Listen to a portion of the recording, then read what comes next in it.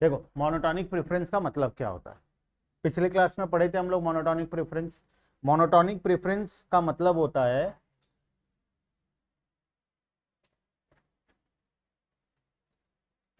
Monotonic preference क्या बोलता है मोनोटॉनिक प्रेफरेंस, एक कंज्यूमर जिसका दिमागी हालत ठीक है वो हमेशा ज्यादा क्वांटिटी को चूज करेगा, ना कि कम क्वांटिटी। और हम भी ऐसा ही करेंगे। अगर कोई बास्केट में हमें ज्यादा क्वांटिटी दे रहा है किसी प्रोडक्ट का और दूसरे बास्केट में हमें कम दे रहा है, तो हम ऑब्वियस सा बात है कौन सा चूज करेंगे, जिसमें ज्यादा मिल रहा है। ठीक है, तो मोनोटोनिक प्रेफरेंस यही बोलता है कि a consumer will always choose more of a commodity instead of less of it. Come choose करने से बेटर है कि वो हमेशा ज्यादा वाला को चूज करेगा। ठीक है, लेकिन इसमें एक प्रॉब्लम ये है कि हम हमेशा दो कॉमोडिटी लेके चलते हैं। मान लो फर्स्ट बास्केट है और ये है बास्केट टू। Good evening.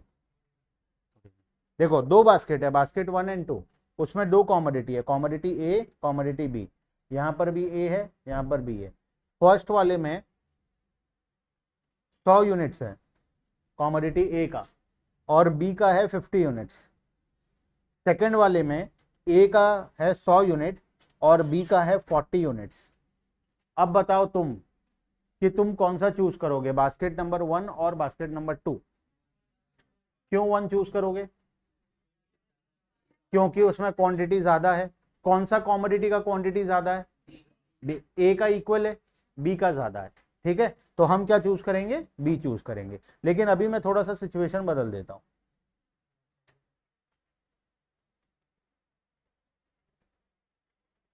अब बताओ ए करोगे या बी करोगे? इसमें मोनोटोनिक प्रेफरेंस अप्लाई नहीं होगा। क्यों नहीं होगा?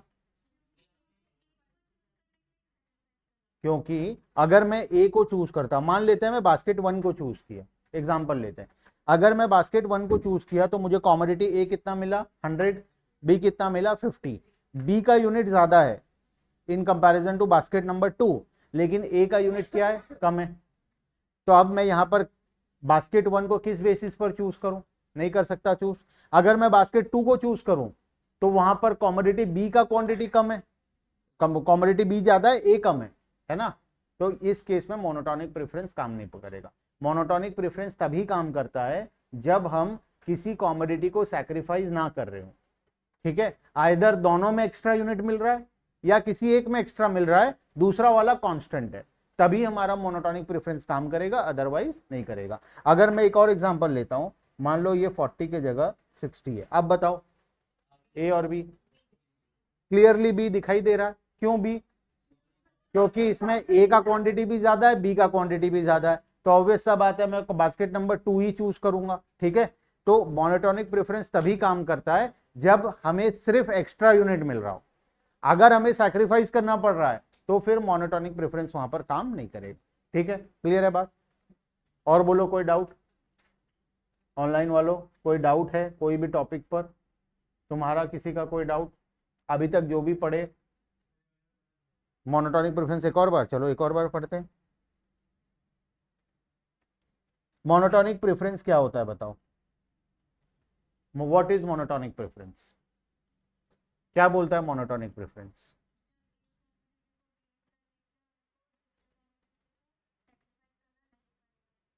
मोनोटोनिक प्रेफरेंस क्या होता है? मोनोटोनिक प्रेफरेंस होता है a consumer will prefer always more of a commodity. Consumer हमेशा ज्यादा क्वांटिटी को प्रीफर करेगा, ये है मोनोटोनिक प्रेफरेंस। ठीक है, ज्यादा क्वांटिटी को प्रीफर करेगा इसका मतलब अगर उसको दो ऑप्शन मिल रहा है, ऑप्शन ए ऑप्शन बी, ए में कम क्वांटिटी है बी में ज्यादा क्वांटिटी है, तो ऑब्वियसली वो क्या चूज करेगा? बी को चूज करेगा। लेकिन अगर यहां पर दो दो कॉमोडिटी है, ऑप्शन ए के अंदर दो कॉमोडिटी है, ऑप्शन बी के अंदर दो कॉमोडिटी है, मोनोटोनिक प्रेफरेंस क्या बोलता है? Consumer will always choose more of a commodity. वो लेस के बारे में बात नहीं किया, वो सैक्रिफाइस के बारे में कुछ भी नहीं बोला। ठीक है, वो सिर्फ क्या बोला? कंज्यूमर हमेशा ज्यादा क्वांटिटी को चूज करेगा। ठीक है, तो अगर हमें किसी क्वांटिटी को सैक्रिफाइस करना पड़ रहा है, ठीक है, मान लो मैं अभी हम लोग फर्स्ट एग्जांपल जो लिए थे, तीन एग्जाम्पल बना देते हैं। बास्केट टू का first case, second case, third case. Commodity A है 100 और ये है 60, ये है 90 और ये है 60 और ये है 110 और ये है 60। अब बताओ फर्स्ट केस में कौन सा चूज करेंगे? Basket number 2। क्यों? क्योंकि अगर हम बास्केट 1 के साथ कंपेयर कर रहे हैं तो ये 100 सेम है, कुछ भी सैक्रिफाइस नहीं करना पड़ा। कॉमोडिटी ए पूरा इक्वल है, कॉमोडिटी बी ज्यादा है, तो ऑब्वियसली हम ज्यादा वाला सिलेक्ट करेंगे। ठीक है, सेकंड केस में कौन सा चूज करेंगे?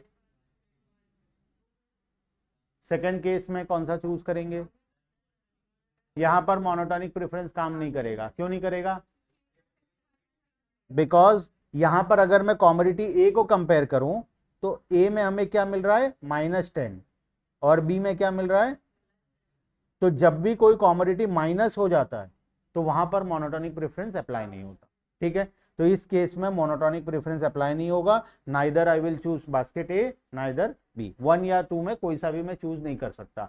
और चूज करूंगा भी तो मैं मोनोटोनिक प्रेफरेंस के अकॉर्डिंग चूज नहीं करूंगा, मैं उसको किसी और कॉन्सेप्ट के अकॉर्डिंग चूज करूंगा जो हम आगे जाकर पढ़ेंगे। अगर किसी सिचुएशन में मोनोटोनिक प्रेफरेंस अप्लाई नहीं हो रहा है तो उस सिचुएशन में क्या करना है वो हम आगे जाकर डिस्कस करेंगे। ठीक है, तीसरा सिचुएशन में बताओ क्यों बास्केट नंबर 2? दोनों ज्यादा है, ए का क्वांटिटी +10 है और बी का क्वांटिटी भी +10, तो ऑब्वियस सा बात है मैं क्या चूज करूंगा? Basket number 2। ठीक है, क्लियर है? और कोई डाउट? हम्म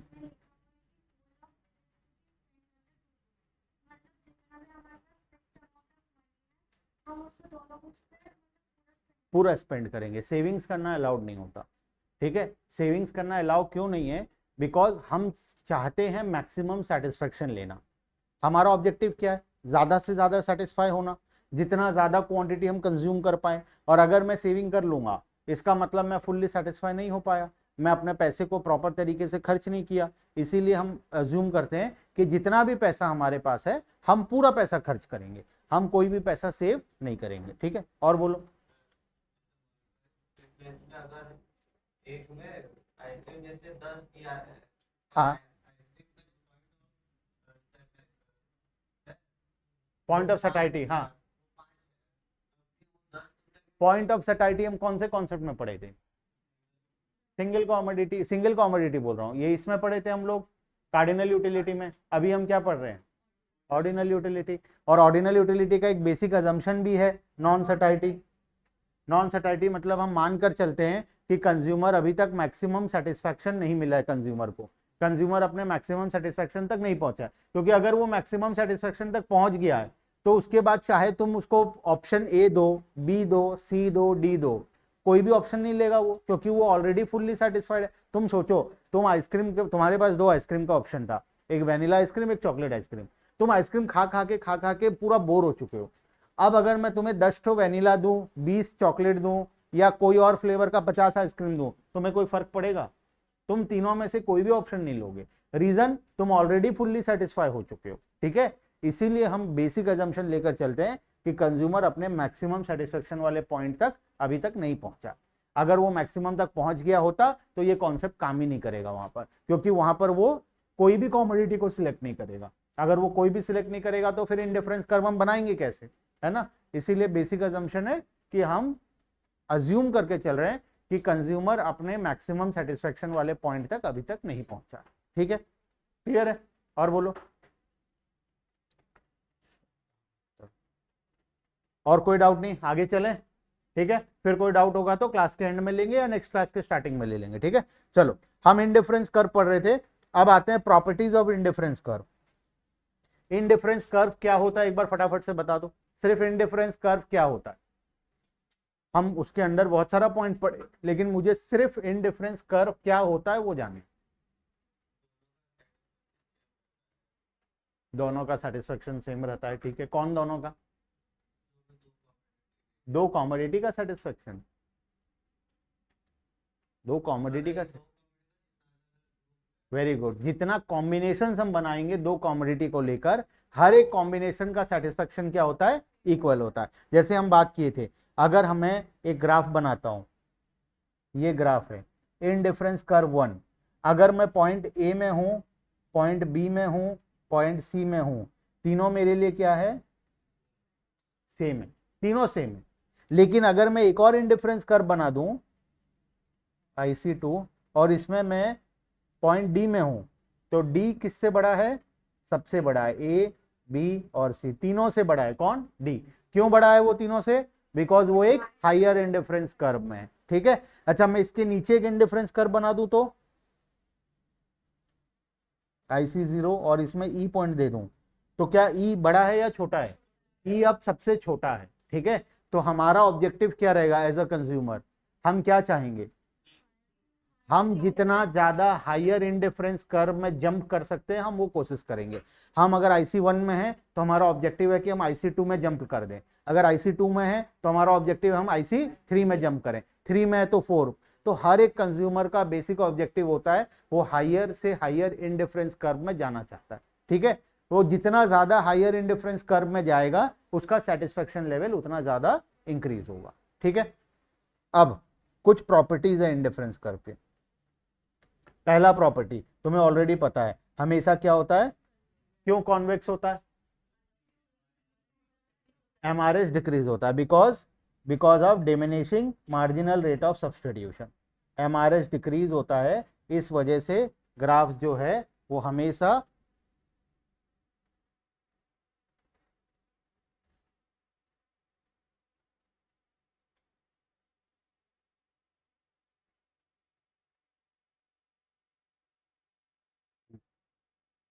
MRS डिक्रीज होता है, इसीलिए डायग्राम हमेशा क्या होता है, कॉन्वेक्स टू द ऑरिजिन होता है। अगर MRS इंक्रीज होता तो क्या होता, डायग्राम कॉन्केव होता, और MRS अगर कांस्टेंट होता तो क्या होता, स्ट्रेट लाइन होता। ये चैप्टर 1 में स्टार्टिंग में हम लोग पढ़ लिए थे, ठीक है। Second, indifference curve slopes downward. क्यों डाउनवर्ड स्लोपिंग होता है, कोई भी डायग्राम डाउनवर्ड स्लोपिंग कब होता है, हम स्टार्टिंग में बात किए थे, आइदर डाउनवर्ड स्लोपिंग होगा, आइदर अपवर्ड स्लोपिंग होगा, आइदर कॉन्केव होगा, कॉन्वेक्स होगा या स्ट्रेट लाइन होगा, ठीक है। तो कॉन्केव, कॉन्वेक्स और स्ट्रेट लाइन का तो हमें पता है, MRS इंक्रीजिंग, डिक्रीजिंग और कांस्टेंट, ठीक है। डाउनवर्ड स्लोपिंग और अपवर्ड स्लोपिंग कब होता है,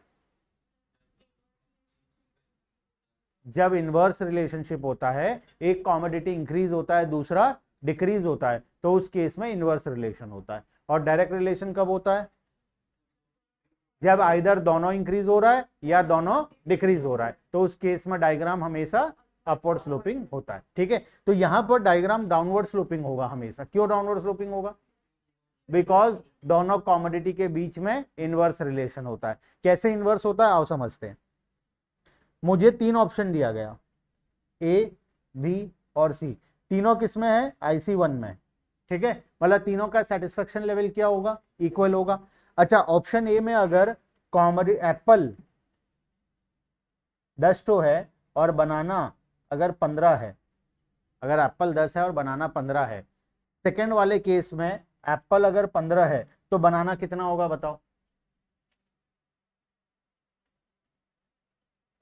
15 से ज्यादा होगा, कम होगा या 15 होगा, सिर्फ इतना बताना है। क्यों कम होगा, सोच कर बताओ, लॉजिक लगाओ। Very good, very good. अगर तुम खुद सोचो, अगर मैं 10 एप्पल और 15 बनाना खा रहा हूं, मुझे जितना सेटिस्फेक्शन मिल रहा है, दूसरे केस में अगर मैं 15 एप्पल खा रहा हूं, मतलब 5 एप्पल एक्स्ट्रा खाया, तो ऑब्वियस सा बात है एक्स्ट्रा सेटिस्फेक्शन मिला होगा। तो वो सेटिस्फेक्शन जो एक्स्ट्रा मिला बनाना में, मुझे वो सेटिस्फेक्शन को कम करना पड़ेगा, तभी तो इक्वल होगा, तभी तो ओवरऑल इक्वल होगा। ओवरऑल मुझे किसको इक्वल करना है, ए को, बी को और सी को इक्वल करना है। तो बी में जो एप्पल को एक्स्ट्रा खाकर जो एक्स्ट्रा सेटिस्फेक्शन मिला, वो बनाना को सैक्रिफाइस करना पड़ेगा, तो बनाना का क्वांटिटी को मुझे कम करना पड़ेगा। तो कितना कम कर दूं, कुछ भी कम कर दो, लेकिन कम होगा ये पता है हमें। मान लो ये कितना हो जाएगा, 7 हो गया, ठीक है। तो देखो क्या इनवर्स रिलेशन आया, एप्पल इंक्रीज हुआ तो बनाना डिक्रीज हुआ, ठीक है। तो हमेशा क्या होता है, इनवर्स। तुम खुद सोचो, अगर तुम 2 कॉमोडिटी खा रहे हो, तुम्हारा पेट भरने के लिए 2 चीज खा रहे हो, पहला केस में दोनों का क्वांटिटी कंज्यूम किए, ए का क्वांटिटी 10 यूनिट कंज्यूम किए, बी का 15 यूनिट किए, और जब नेक्स्ट टाइम खाने बैठे, ए का क्वांटिटी ऑलरेडी तुम 5 एक्स्ट्रा खा लियो, तो क्या बी तुम उतना ही खा पाओगे, ऑब्वियसली उससे कम खाओगे, है ना। तो उससे उसी केस में इनवर्स रिलेशन आएगा। अगर ए ज्यादा कंज्यूम कर रहे हो तो बी का कंजम्पशन को कम करना ही पड़ेगा, तभी तो इक्वल सेटिस्फेक्शन होगा। ठीक है, तो डायग्राम हमेशा क्या होता है, डाउनवर्ड स्लोपिंग होता है। क्यों डाउनवर्ड स्लोपिंग होता है? बिकॉज दोनों कॉमोडिटी के बीच में इनवर्स रिलेशनशिप होता है। It implies that as consumer consumes more of one goods he must consume less of the other good. It happens because if the consumer decide to have more of one goods, he will have to reduce the number of unit of another goods. उसको दूसरे goods का commodity को reduce करना ही पड़ेगा।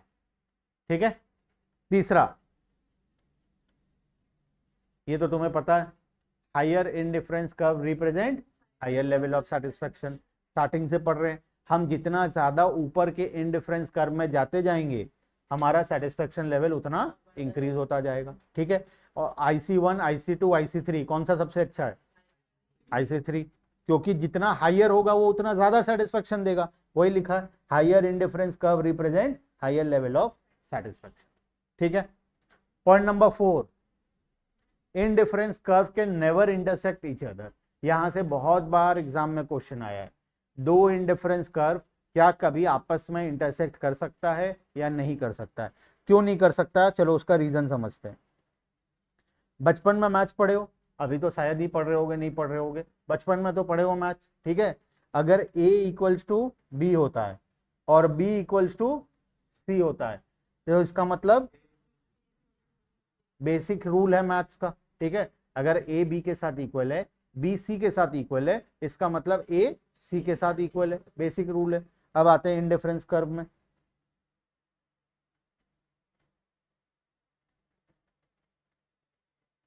Point A, point B, क्या दोनों equal हैं?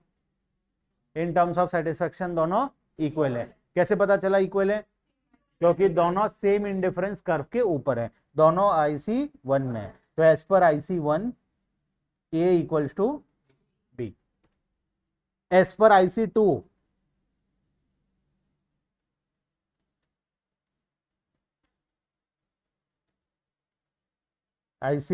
क्या A इक्वल्स टू C होगा? एज पर IC2 क्या A और C आपस में इक्वल होगा? होगा, दोनों IC2 के ऊपर है। अब मैथ्स का रूल क्या बोलता है? B इक्वल टू C होना चाहिए, B इक्वल टू C होना चाहिए एज पर मैथ्स। लेकिन इस केस में B इक्वल टू C है, कौन बड़ा है? C बड़ा है, क्योंकि वो हायर इंडिफरेंस कर्व में है ना। तो कभी भी कोई भी दो इंडिफरेंस कर्व आपस में इंटरसेक्ट नहीं हो सकते। इंडिफरेंस कर्व हमेशा एक दूसरे से पैरेलल होते हैं। पैरेलल किसको बोला जाता है? बचपन में पढ़े होगे, दो लाइन पैरेलल होता है। कब होता है दो लाइन पैरेलल? कैसे पता चलेगा कभी मीट नहीं होगा? पूरा अर्थ तक लाइन खींचते रहोगे, पता कैसे चलता है कभी मीट नहीं होगा? तो ये तो बेसिक सा चीज है कि दो लाइन जब कभी मीट नहीं होगा तो दोनों आपस में क्या होगा? पैरेलल होगा। तो पैरेलल होगा बोल के पता कैसे चलेगा? कभी मीट नहीं करेगा तो बनाते रहोगे, एंडिंग पॉइंट निकालते हैं। एंडिंग पॉइंट नहीं है, मुझे बताओ इसका। तो चलो एंडिंग पॉइंट है, ये देखो, क्या ये दो लाइन पैरेलल हैं? कैसे पता चला? आमने सामने, जो आमने सामने होगा पैरेलल, आमने सामने पैरेलल। मैथ्स पढ़े हो ना तुम, इसीलिए पूछ रहा हूं मैं। अगर नहीं पढ़े होते तो मैं नहीं पूछ रहा। क्यों नहीं होगा? कैसे पता चला नहीं होगा? तुम्हें पता कैसे चला? मुझे ये बताओ। तुम सब कुछ ठीक है, तुम बोले ये कभी मीट नहीं करेगा, ये आपस में क्रॉस नहीं करेगा, आमने सामने है, तुम्हें पता कैसे चला? मैथ्स पढ़, हाँ प्रूफ करते हैं, 180 डिग्री प्रूफ करते हैं तीनों साइड्स को। ट्रायंगल प्रूफ किए हो तुम? मैं अभी कर देता हूं ट्रायंगल प्रूफ। तीनों को मिला लो, A B और C, A plus B plus C 180 degree है तो ये ट्रायंगल है, अगर नहीं है तो नहीं है ट्रायंगल। हाँ वही पढ़े, पैरेलल लाइंस, दो लाइन। अब सुनो, ठीक है, दो लाइन पैरेलल कब होता है? जब दोनों के बीच का डिस्टेंस हमेशा इक्वल हो। ठीक है, दो लाइन के बीच का डिस्टेंस अगर हमेशा इक्वल है तो वो दो लाइन पैरेलल होता है। तो ये डिस्टेंस इक्वल है, कैसे निकालेंगे हम पॉइंट्स लेंगे, point A point B, point C point D, और लाइन बनाएंगे, ये दो लाइन बनाएंगे। अगर AB का डिस्टेंस CD के साथ इक्वल है, इसका मतलब दोनों लाइन क्या है, पैरेलल है। ठीक है, अगर दो पॉइंट से अगर डिस्टेंस सेम है इसका मतलब लाइन पैरेलल है। क्लियर है बात? तो इनडिफरेंस कर्व के बीच में भी हमेशा डिस्टेंस क्या होता है, सेम होता है। इस वजह से दो इनडिफरेंस कर्व आपस में क्या होते हैं, पैरेलल होते हैं। लाइन स्ट्रेट नहीं है, लाइन कर्व है, लेकिन दोनों कभी इंटरसेक्ट नहीं करेंगे, बिकॉज दोनों के बीच का डिस्टेंस हमेशा क्या रहेगा, इक्वल रहेगा। और डिस्टेंस जब हमेशा इक्वल रहेगा इसका मतलब दोनों इंटरसेक्ट नहीं करेंगे, दोनों आपस में क्या होंगे, पैरेलल। ठीक है, क्लियर है?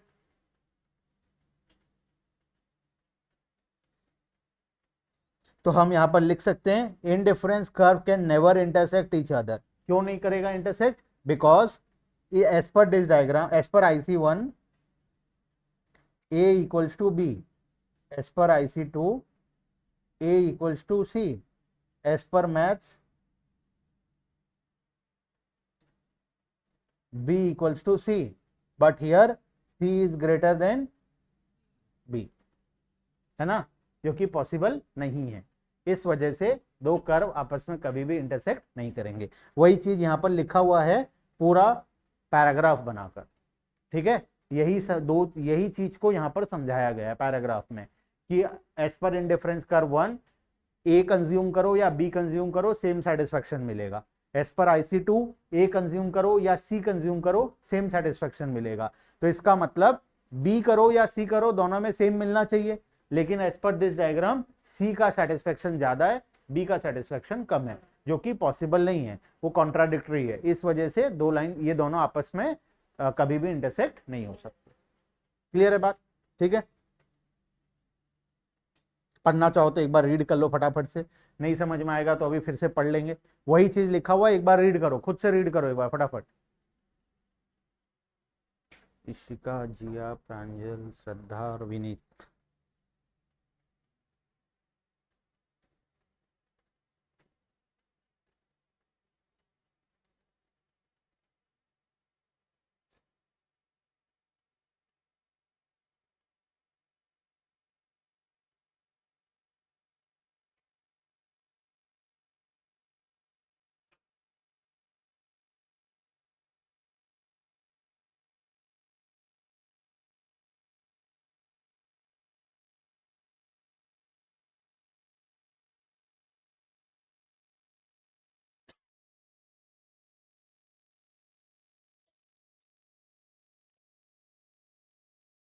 ठीक है, बोलो।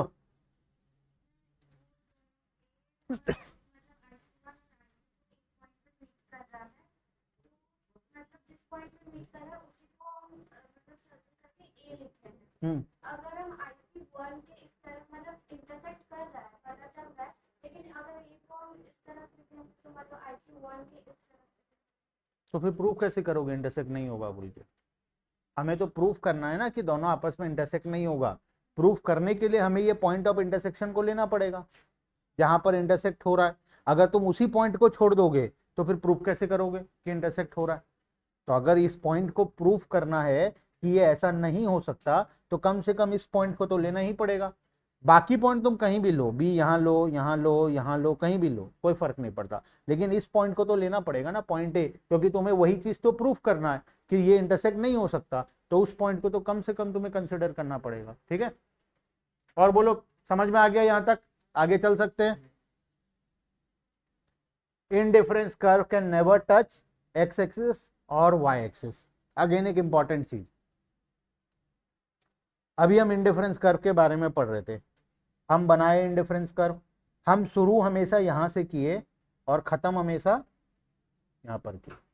क्या ऐसा हो सकता है, सोच कर देखो, कि ये लाइन ऐसा ऊपर जाते जाते जाते जाते जाते जाते ऐसा क्रॉस करके चला जाए, और ये लाइन ऐसा नीचे आते आते आते आते इसको ऐसा एक्स एक्सिस को क्रॉस करके नीचे आ जाए? ऐसा कभी हो सकता है? क्यों नहीं हो सकता? Very good. जिस पॉइंट पर ये क्रॉस करेगा, मान लो यहां पर क्रॉस कर गया, इस पॉइंट को क्या बोलेंगे? ये पॉइंट में y का क्वांटिटी क्या हो गया? 0 हो गया।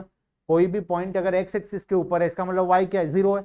कोई भी पॉइंट y एक्सिस के ऊपर है इसका मतलब x 0 है, तो y 0 हो गया। ठीक है, x चाहे कुछ भी हो, y क्या हो गया, 0 हो गया। अगर y 0 हो गया तो हमारा बेसिक एजम्पशन क्या था, कम से कम 2 कॉमोडिटी कंज्यूम करना है, जिसमें से तुम एक को तो 0 कर दिए, इसका मतलब बेसिक एजम्पशन वायलेट हो गया। तो इसीलिए हम कभी भी इंडिफरेंस कर्व को ना x एक्सिस को टच कराएंगे ना y एक्सिस को टच कराएंगे। हाँ, ये x एक्सिस के क्लोज जा सकता है, बहुत क्लोज जा सकता है, लेकिन उसको टच कभी भी नहीं कर सकता। y एक्सिस के क्लोज जा सकता है, लेकिन वो उसको टच कभी भी नहीं करेगा। ठीक है, तो इंडिफरेंस कर्व ना कभी x एक्सिस को टच करता है ना कभी y एक्सिस को टच करता है। ठीक है, चलो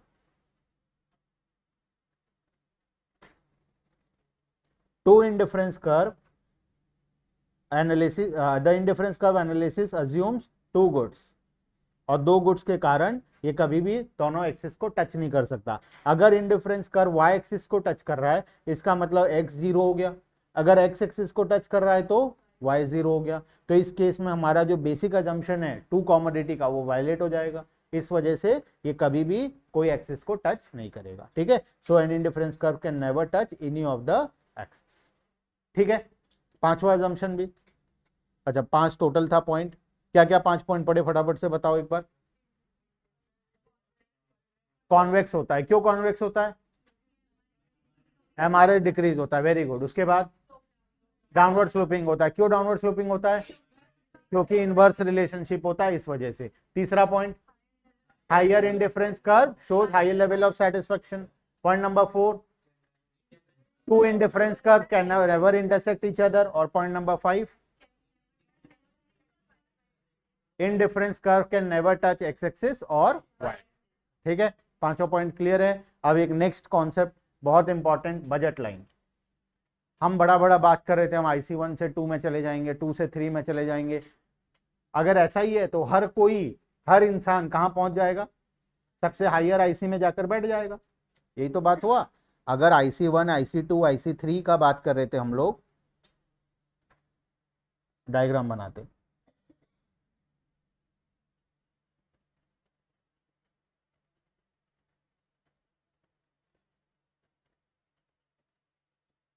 हर कोई क्या चाहेगा, IC 4 में जाना, तो सब कोई IC 4 में जाकर बैठ जाएंगे।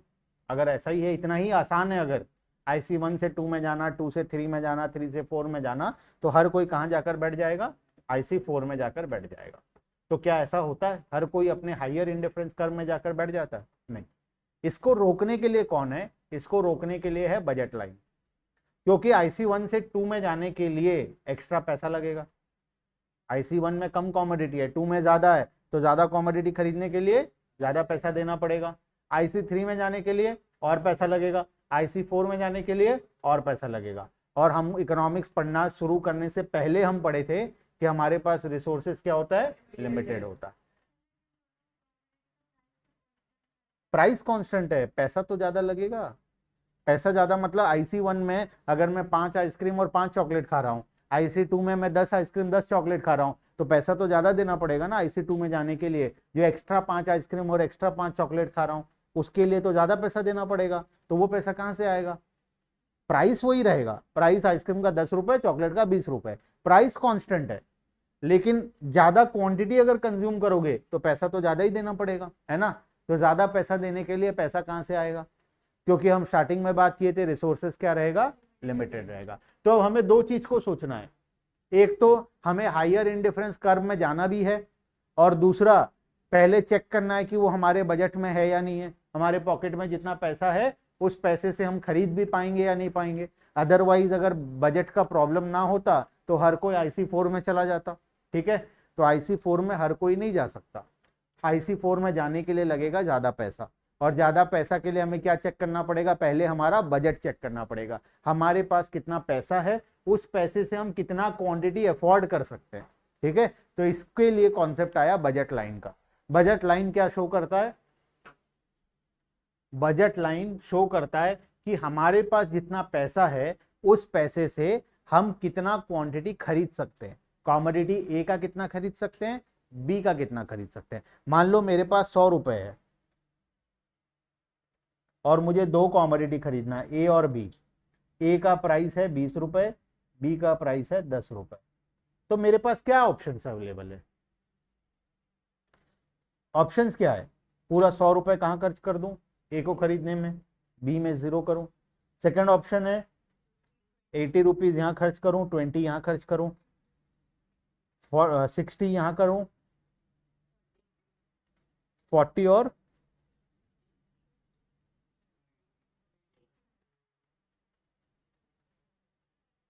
ठीक है, यही ऑप्शंस बचा है। अब इसमें कितना यूनिट आ जाएगा,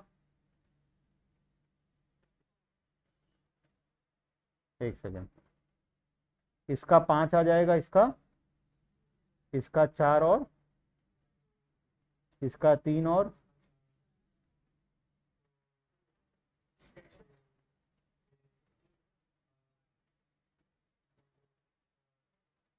क्या इसके अलावा कोई और ऑप्शन है मेरे पास, ठीक, कोई और ऑप्शन है, कोई ऑप्शन नहीं है। मैं इससे ज्यादा तो खरीद नहीं सकता, इससे कम चाहूं तो खरीद सकता हूं, लेकिन इससे ज्यादा मैं नहीं खरीद सकता। ये मेरा मैक्सिमम लिमिट है, मेरे पास जितना पैसा अवेलेबल है इस पैसे से मैं मैक्सिमम कॉमोडिटी ए और बी का कॉम्बिनेशन कितना खरीद सकता हूं, ये वो ऑप्शन है। ठीक है, इसमें भी पहला ऑप्शन और लास्ट वाला मेरे पास नहीं है। क्यों नहीं है, क्योंकि हम एज्यूम किए थे मिनिमम हम कितना कॉमोडिटी कंज्यूम करेंगे, 2 कॉमोडिटी करेंगे, तो पहला ऑप्शन और लास्ट को तो छोड़ ही दो। ठीक है, ये तो आएगा ही नहीं सिलेक्शन में कभी भी, क्योंकि अगर हम ये सिलेक्ट कर लेते हैं तो फिर तो हमारा बेसिक अजम्पशन वायलेट हो गया। तो हमारे पास ऑप्शन कितना बचा, सिर्फ 4 ऑप्शंस टोटल बचा।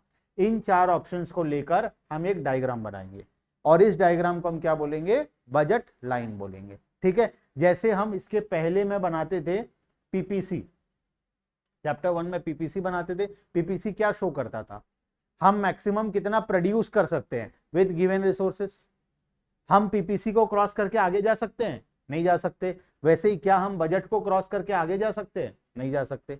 बजट के अंदर रह सकते हैं, बजट के अंदर रहेंगे तो सेविंग्स हो जाएगा। ठीक है, बजट लाइन के ऊपर रहेंगे तो बेस्ट ऑप्शन है, ना सेविंग्स होगा ना शॉर्टेज होगा, आराम से हम हमारा काम कर पाएंगे।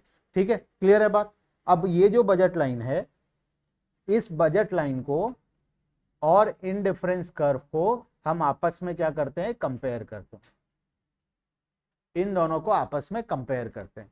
और ये इस चैप्टर का सबसे इंपॉर्टेंट कॉन्सेप्ट है। ऑर्डिनल यूटिलिटी में कंज्यूमर इक्विलिब्रियम फाइंड आउट करना, कंज्यूमर कितना क्वांटिटी कौन से कॉमोडिटी का खरीदेगा। कंज्यूमर के पास ऑप्शंस बहुत सारे हैं, 4 ऑप्शन है, 1 2 3 4। इनडिफरेंस कर्व बहुत सारा है, IC 1 2 3 4।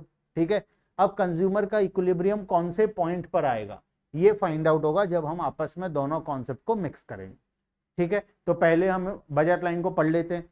बजट लाइन पढ़ने का इनडिफरेंस कर्व पढ़ लिए हम already, IC 1 2 3, higher indifference curve show higher satisfaction, सब कुछ पढ़ लिए इनडिफरेंस कर्व के बारे में। पहले हम बजट लाइन के बारे में पढ़ लेते हैं। ठीक है, फिर दोनों कॉन्सेप्ट हो गया, फिर दोनों को आपस में क्या कर देंगे, मिक्स कर देंगे। ठीक है, चलो आओ बजट लाइन के ऊपर।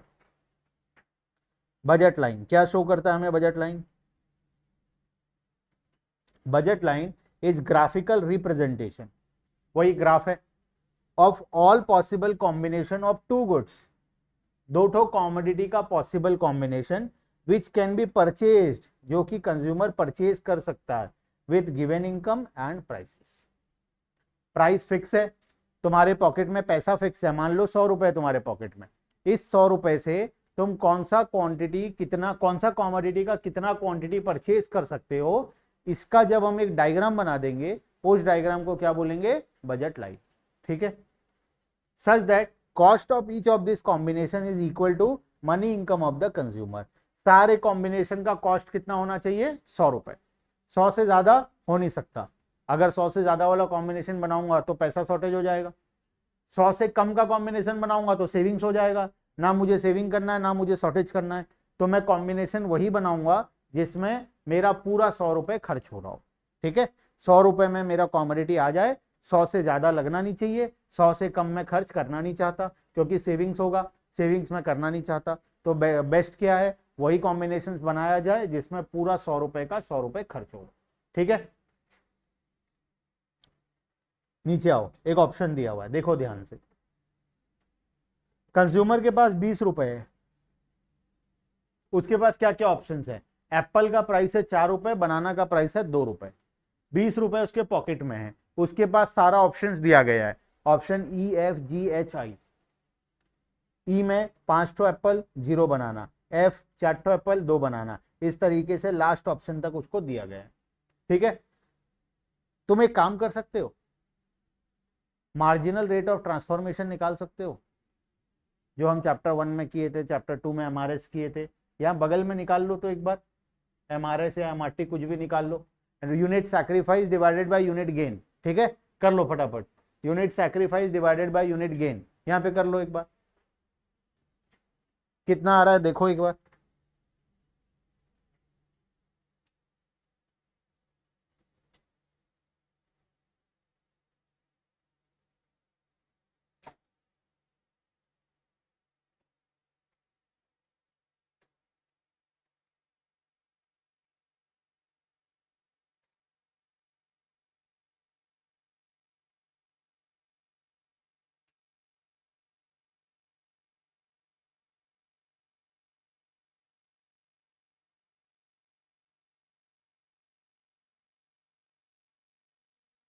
कितना आया? MRT, unit sacrifice divided by unit gain. ठीक है, unit sacrifice divided by unit gain, निकालते जाओ। यूनिट सैक्रिफाइस पहला वाला छोड़ देता हूं, 1 यूनिट सैक्रिफाइस हुआ, गेन कितना हुआ 2, 1 sacrifice 2, 1 sacrifice 2, 1 sacrifice gain 2, 1 sacrifice gain 2, हर बार आंसर क्या आ रहा है, क्या रेशियो कांस्टेंट आ रहा है, कांस्टेंट आने से क्या होता है, स्ट्रेट लाइन होता है। ठीक है, कांस्टेंट आने से डायग्राम क्या होता है, स्ट्रेट लाइन होता है। तीनों कॉन्सेप्ट पढ़ लिए हम लोग, कब जब इंक्रीजिंग होता है तो डायग्राम कॉन्केव होता है, डिक्रीजिंग होता है तो डायग्राम कॉन्वेक्स होता है, और जब कांस्टेंट होता है तो डायग्राम स्ट्रेट लाइन होता है। तो बजट लाइन क्या होगा, स्ट्रेट लाइन होगा। ठीक है, तो budget line is a straight line. सारे पॉइंट को जब तुम डायग्राम में बनाओगे तो एक स्ट्रेट लाइन निकल कर आएगा, इस लाइन को हम क्या बोलेंगे, बजट लाइन। अब मैं कुछ क्वेश्चन पूछूंगा, उसका आंसर देना। अगर मैं यहां पर जाना चाहूं, क्या मैं जा सकता हूं, नहीं जा सकता। क्यों नहीं जा सकता, क्योंकि मेरे पास उतना पैसा ही नहीं है कि मैं उस पॉइंट तक पहुंच सकूं। मेरे पास लिमिटेड इनकम है, 100 रुपीज लिमिटेड था, इस एग्जाम्पल में 20 रुपए लिमिटेड था, 20 रुपए से ज्यादा है नहीं, तो मैं इस पॉइंट तक नहीं पहुंच सकता। क्या मैं इस पॉइंट तक पहुंच सकता हूं, यहां पे दिया है पॉइंट डी तक, क्या मैं पहुंच सकता हूं, क्यों, कैसे पहुंच सकता हूं, सेविंग्स हो जाएगा। क्या मैं सेविंग्स करना चाहता हूं, क्यों नहीं चाहता, सेविंग्स करना क्यों नहीं चाहता, रीजन हम स्टार्टिंग में पढ़े थे कि कंज्यूमर हमेशा मैक्सिमम सेटिस्फेक्शन लेना चाहता है, तो अगर उसके पास पैसा है तो वो मैक्सिमम सेटिस्फेक्शन लेने का कोशिश करेगा। ठीक है, इंसान सेविंग कब करता है, जब वो फुल्ली सेटिस्फाई हो जाता है। ठीक है, और हम अज्यूम किए थे कि कंज्यूमर अपने पॉइंट ऑफ सटाइटी तक नहीं पहुंचा है, इसका मतलब वो सेविंग्स अभी नहीं करेगा, वो क्या करेगा, कंजम्पशन करेगा। ठीक है, तो इसीलिए पॉइंट डी में हम रहना चाहें तो रह तो सकते हैं, लेकिन हम रहना नहीं चाहते। तो हमारे लिए बेस्ट क्या है, कोई भी पॉइंट जो इस डायग्राम के ऊपर है। ठीक है, तो हमें बजट लाइन के ऊपर रहना है और हाइयर इंडिफरेंस कर्व में रहना है। इंडिफरेंस कर्व में क्या पढ़े हम, हाइयर इंडिफरेंस कर्व में जाना है, IC1 से 2, 2 से 3, 3 से 4 जाना है, लेकिन रहना कहाँ है, बजट लाइन के ऊपर रहना है। तो दोनों कंडीशन को सेटिस्फाई करना पड़ेगा, बजट लाइन के ऊपर भी रहना पड़ेगा और दूसरा हाइयर इंडिफरेंस कर्व में भी जाना पड़ेगा। तो जिस पॉइंट पर ये दोनों कंडीशन सेटिस्फाई हो जाएगा, हाइयर इंडिफरेंस कर्व का कंडीशन भी सेटिस्फाई हो जाएगा और बजट लाइन के ऊपर वाला कंडीशन भी सेटिस्फाई हो जाएगा, वो पॉइंट कंज्यूमर के लिए उसका बेस्ट पॉइंट होगा और वो होगा कंज्यूमर इक्विलिब्रियम का पॉइंट। ठीक है, हम कार्डिनल यूटिलिटी में कंज्यूमर इक्विलिब्रियम कैसे निकालते थे, सिंगल कॉमोडिटी में कार्डिनल यूटिलिटी में क्या था कंडीशन, सिंगल कॉमोडिटी में कार्डिनल यूटिलिटी जब पढ़े थे तब कंज्यूमर इक्विलिब्रियम का कंडीशन क्या था, marginal utility must be equal to price, पहला कंडीशन। दूसरा condition, marginal utility must fall. 2 commodity case में हम रेशियो निकालते थे और सेकंड कंडीशन था मार्जिनल यूटिलिटी मस्ट फॉल। ठीक है, यहां पर कार्डिनल यूटिलिटी के केस में कंज्यूमर इक्विलिब्रियम का कंडीशन क्या होगा, हायर इंडिफरेंस कर्व में होना चाहिए और बजट लाइन के ऊपर होना चाहिए। ठीक है, अब ये दोनों कंडीशन सेटिस्फाई कैसे होगा, चलो पहले कंज्यूमर इक्विलिब्रियम पढ़ लेते हैं, फिर बजट लाइन का बचा खुचा टॉपिक पढ़ेंगे आराम से। ठीक है, नीचे आ जाओ पूरे लास्ट पेज में, चैप्टर के एंड में।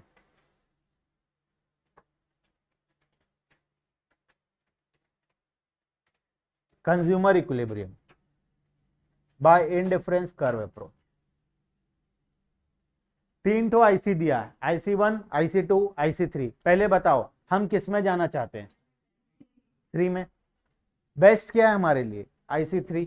लेकिन क्या IC3 में हम जा सकते हैं, क्यों नहीं जा सकते, क्योंकि अगर हम बजट लाइन को चेक करें तो IC3 पूरा हमारे बजट के बाहर है, तो IC3 तक तो हम किसी भी हालत में नहीं पहुंच सकते। ठीक है, तो IC3 जब जा ही नहीं सकते तो उसके बाद नेक्स्ट बेस्ट क्या है, IC2।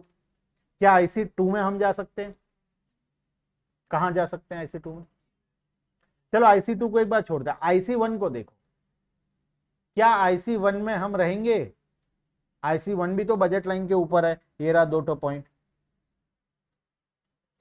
क्या IC1 में हम रहेंगे, क्यों,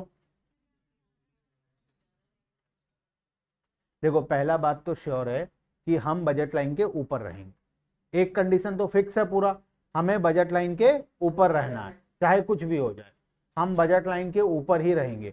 बजट लाइन के ऊपर हम कोई भी पॉइंट में रह सकते हैं, बजट लाइन का किसी भी पॉइंट में हम रह सकते हैं, क्योंकि सारा कॉम्बिनेशन हमारे बजट के अंदर है, बजट लाइन के ऊपर जितना भी कॉम्बिनेशन है सब हमारे बजट में, तो हम बजट लाइन के ऊपर किसी भी पॉइंट में रह सकते हैं।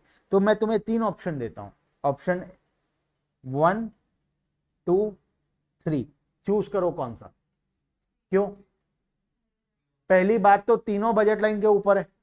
ठीक है, तीनों बजट लाइन के ऊपर है, खाली बजट लाइन को देखोगे तो तीनों बजट लाइन के ऊपर है, तो option 1 low, 2 low, 3 low, as per my budget कोई डिफरेंस नहीं है, तीनों सेम है। तो बेटर कौन सा है, 3, क्यों, क्योंकि वो एक हायर इंडिफरेंस कर्व में है ना, तो हम हमेशा क्या चूज करेंगे, जो बेटर है, सेम प्राइस पर अगर बेटर मिल रहा है तो हम बेटर ले लेंगे। तो IC2 का जो पॉइंट ई है वो हमारे लिए बेस्ट पॉइंट होगा। ठीक है, बात समझ में आया। IC1 का 2 पॉइंट F और G वो भी तो बजट लाइन के ऊपर है, लेकिन वो सिलेक्ट क्यों नहीं हुआ, क्योंकि उससे बेटर ऑप्शन हमारे पास अवेलेबल था, उसी प्राइस पर उससे बेटर ऑप्शन हमारे पास अवेलेबल है। जब उससे बेटर ऑप्शन अवेलेबल है तो ऑब्वियसली हम किस में जाएंगे, बेटर में जाएंगे। बेटर ऑप्शन कौन सा है, पॉइंट ई हमारे लिए बेटर है। ठीक है, पॉइंट एच और बेटर है, पॉइंट एच को देखो IC3 में है, वो और अच्छा है, लेकिन वो हमारे बजट में। अब पॉइंट ई को डिफाइन कैसे करोगे, how you will define point ई, बताओ, डेफिनेशन दो, पॉइंट ई का डेफिनेशन देना है, कैसे डिफाइन करोगे, क्या लिखोगे पॉइंट ई के बारे में,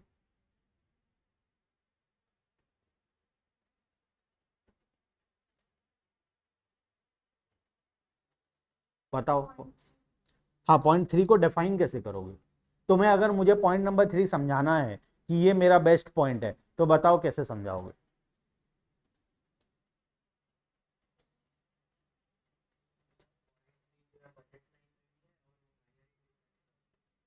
बजट लाइन में भी है और हायर इंडिफरेंस कर्व में भी है। ठीक है, ये डेफिनेशन भी इससे, अच्छा अगर मैं ऐसा करूं तो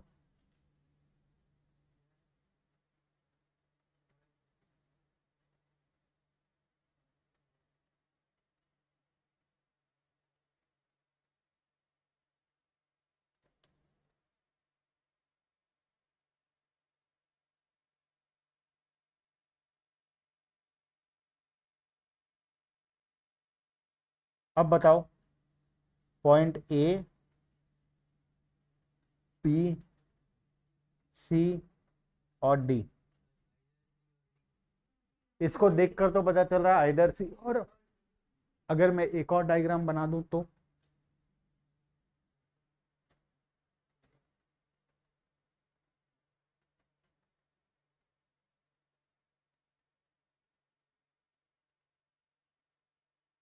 पॉइंट, तो पॉइंट ई हो जाएगा अब हमारा, है ना।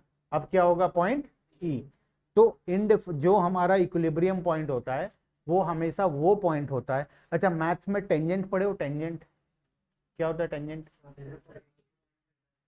जब किसी सर्कल को या किसी कर्व को कोई लाइन किसी एक पॉइंट से टच करके जाता है तो उसको हम क्या बोलते हैं? टेंजेंट बोलते हैं। 2 पॉइंट से टच करके जाता है तो क्या बोलते हैं?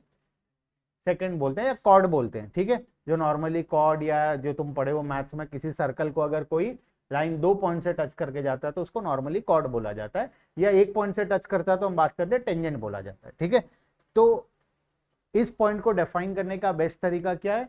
जब कोई इनडिफरेंस कर्व को अगर बजट लाइन टेंजेंट होकर क्रॉस होगा तो वो पॉइंट हमारा क्या होगा?